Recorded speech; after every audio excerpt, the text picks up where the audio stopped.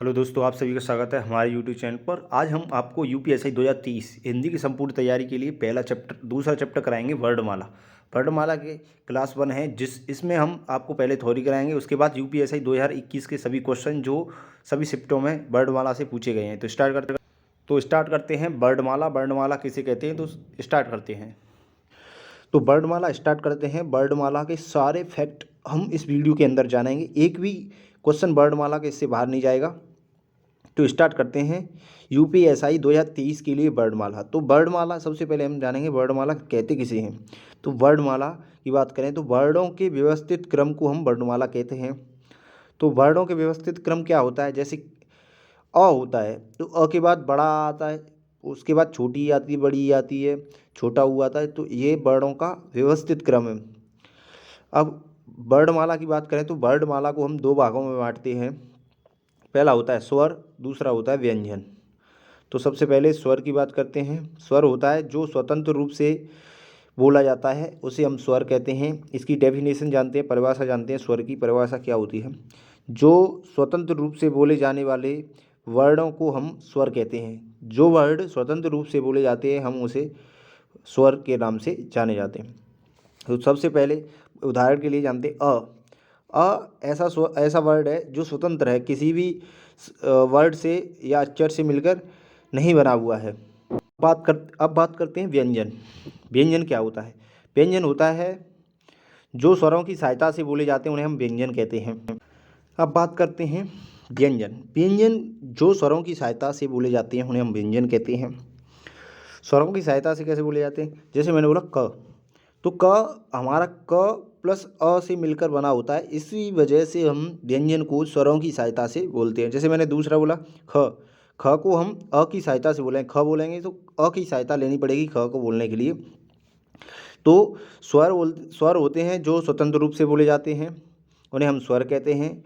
व्यंजन की बात करें तो जो स्वरों की सहायता से बोले जाने वाले वर्ड या अक्षर, उन्हें हम व्यंजन कहते हैं। अब बात करते हैं स्वरों अब बात करते हैं थोड़ा आगे इम्पोर्टेंट फैक्ट जो वर्णमाला से पूछे गए हैं अब तक यूपीएससी 2021 में। अब बात करते हैं वर्णमाला से इम्पोर्टेंट फैक्ट जो 2021 में पूछे गए हैं। भाषा की सबसे छोटी इकाई। तो भाषा की सबसे छोटी इकाई है वर्ड या ध्वनि, जो यूपीएससी 2 दिसंबर 2021 फर्स्ट शिफ्ट में पूछा गया था। अब बात करते हैं नेक्स्ट क्वेश्चन, भाषा की सबसे छोटी सार्थक इकाई। तो भाषा की सबसे छोटी सार्थक इकाई की बात करें, ये होती है शब्द। अब नेक्स्ट क्वेश्चन, भाषा की सबसे छोटी लिखित इकाई। तो भाषा की सबसे छोटी लिखित इकाई की बात करें तो वो होती है वर्ड। अब नेक्स्ट क्वेश्चन, भाषा की सबसे छोटी मौखिक इकाई, वो होती है आपकी ध्वनि। अब बात करते हैं स्वरों के प्रकार। स्वरों के प्रकार की बात करें तो मुख्य आधार पर स्वर 3 प्रकार के हैं, या ध्वनि के आधार पर स्वरों को 3 भागों में बांटा गया है। पहला है ह्रस्व स्वर। ह्रस्व स्वर होते हैं जो बोलने में कम समय लेते हैं या उन्हें वो उच्चारण करने में कम समय लगता है, उन्हें हम ह्रस्व स्वर कहते हैं। जैसे अक्षरों की संख्या मानी गई है 4। कौन कौन से हैं? छोटा आ, छोटी ई, छोटा ऊ और र से ऋषि। ये 4 वर्ड ह्रस्व स्वर के अंदर आते हैं। अब नेक्स्ट बात करते हैं दीर्घ स्वर। दीर्घ स्वर की परिभाषा है जो बोलने में ह्रस्व स्वरों से दुगना समय लेते हैं, उन्हें हम दीर्घ स्वर कहते हैं। दीर्घ का मतलब होता है बड़ा, तो ह्रस्व स्वरों से दुगना समय लेंगे, बड़ा भी होगा तो दीर्घ समय लेगा, इसे हम दीर्घ स्वर कहते हैं। और दीर्घ स्वरों के अंतर्गत बड़ा आ, बड़ी ई, बड़ा ऊ, छोटी ए, बड़ी ए और छोटो और बड़ा ओ, ये 7 स्वर होते हैं। इन्हें हम संयुक्त स्वर के नाम से जानते हैं। अब नेक्स्ट बात करें प्लुप्त स्वर। प्लुप्त स्वर की बात करें तो जो आश्व स्वरों से भी 3 गुना समय उच्चारण होने में लेते हैं, उन्हें हम प्लुप्त स्वर कहते हैं।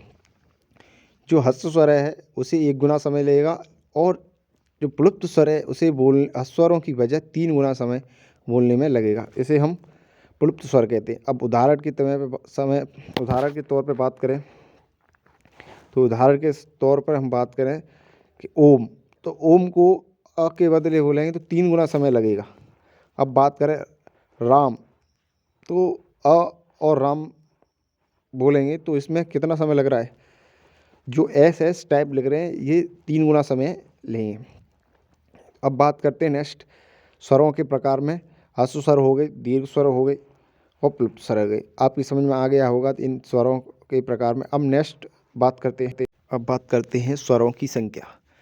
तो हिंदी वर्णमाला में स्वरों की संख्या अब तक परीक्षा में पूछी गई उसे हम 11 मानते हैं, और आपको पूछा जाए परीक्षा में लिखने के आधार पर स्वरों की संख्या, तो लिखने के आधार पर स्वरों की संख्या 11 मानी गई है। कौन कौन से हैं? तो ह्रस्व स्वर और दीर्घ स्वर दोनों को, स्वरों की संख्या 4 और दीर्घ स्वरों को मिलाकर 11, टोटल 11 हो जाएंगे। 7 दीर्घ स्वर और 4 ह्रस्व स्वर मिलाकर 11 स्वर हो जाएंगे, जिसमें 11 में कौन कौन से हैं? छोटा आ बड़ा, छोटी बड़ी, छोटऊ बड़ऊ, छोटी ए बड़ी ए, छोटो और बड़ऊ, और रसी ऋषि। ये 11 स्वरों की संख्या मानी गई है। अब बात करते हैं बोलने के आधार पर स्वर। तो बोलने के आधार पर स्वरों की संख्या 10 मानी गई, जिसमें से र से ऋषि हट जाता है, उसे हम उच्चारण के स्थान या उच्चारित करने में ना लेते हैं। अब बात करते हैं अयोगवा। अयोगवा 2 प्रकार के होते हैं, एक अनुस्वार और एक विसर्ग। अंग वाला होता है अनुस्वार और दूसरा होता है विसर्ग। 2 प्रकार के अयोगवा होते हैं, अनुस्वार और विसर्ग। नेक्स्ट बात करें स्वरों की ध्वनियों का वर्गीकरण। तो स्वरों की ध्वनियों का वर्गीकरण किस प्रकार से हुआ है? स्वरों की ध्वनियों का वर्गीकरण की बात करें तो छोटा आ और बड़ा आ, इनको हम कंठ स्वर बोलते हैं या कंठ ध्वनि के अंतर्गत आते हैं। उसके बाद नेक्स्ट बात करें छोटी ई और बड़ी, इसे हम तालु ध्वनि के अंतर्गत बोलते हैं। और छोटा ऊ और बड़ों की बात करें तो ऊ जब बोलेंगे तो ओष्ठ की सहायता से हम छोटे ऊ और बड़े ऊ को हम बोल पाते हैं, इसे ओष्ठ ध्वनि के अंतर्गत रखते हैं। जब बात करें छोटी ए और बड़ी ए, इसे हम कंठ तालु कैसे? छोटी ए बनती है छोटे आ और छोटी ई से, अ और ई से मिलकर छोटी ए बनती है, तो इसे आ को बोलेंगे कंठ और ई को बोलेंगे तालु। तो इस तरह से कंठ तालव बोलेंगे इसे। उसके बाद बात करें बड़ी ए बनती है अ और ई, ब और ए, अ और ए, छोटी ए और छोटा आ और छोटी ए मिलकर बड़ी ए का निर्माण करते हैं, तो इसे भी हम कंठ तालव के अंतर्गत रखते हैं। नेक्स्ट बात करें छोटा ओ और बड़ा ओ की ध्वनि होगी कंठ ओष्ठ, क्योंकि ऊ का अ और ऊ से मिलकर ओ बनता है। और मूर्धता की बात करें ऋषि। आइए एक मोटिवेशनल लाइन पढ़ते हैं जो स्वामी विवेकानंद जी ने कही है कि महान कार्य करने के लिए त्याग करना पड़ता है।